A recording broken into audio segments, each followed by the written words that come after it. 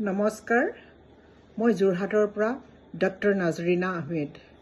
কৰ্ণাটকৰ মহীশূৰৰ অসমীয়া ভাষা সাহিত্য চৰ্চাৰ মঞ্চ পোহৰ জোনাকে লৈ শুভকামনা জনাই পাঠ কৰিবলৈ লৈছোঁ মোৰ এটি প্ৰিয় কবিতা।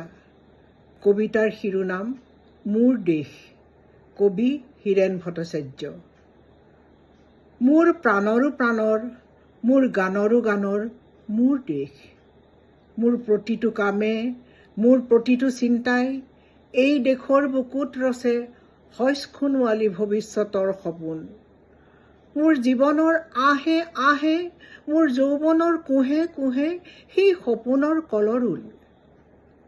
দেশে দেশে দেশ আছে, এনে বহু দেশৰ অৰঙে দৰঙে মই ঘূৰি ফুৰিছোঁ।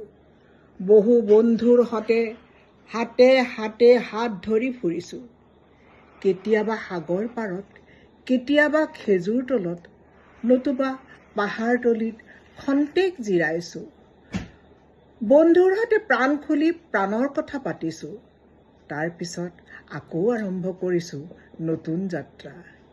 এনে বহু যাত্ৰাৰ শেষ মোৰ দেশ, যাৰ বুকুৰুমে মোক দিছে ভাল পোৱাৰ আনন্দ, যৌৱনৰ প্ৰাচুৰ্য, জীৱনৰ নতুন অৰ্থ।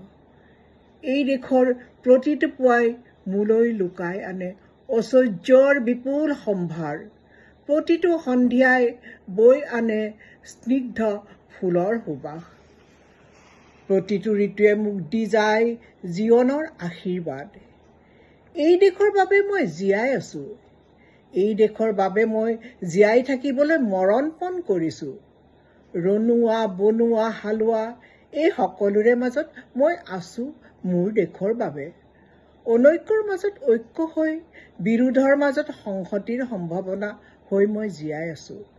জীৱনে মৰণে শয়নে সপোনে এই দেশৰ আহ্বান মই শুনিছোঁ। শত্ৰু মিত্ৰ সকলোকে মই চিনিছোঁ। সিহঁতৰ অন্তৰ মই বিশ্বাসেৰে জিনিছোঁ।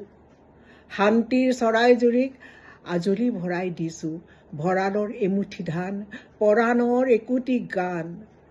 আৰুতো মোৰ একো নাই।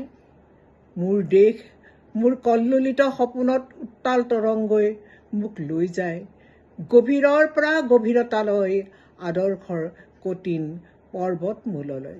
ধন্যবাদ।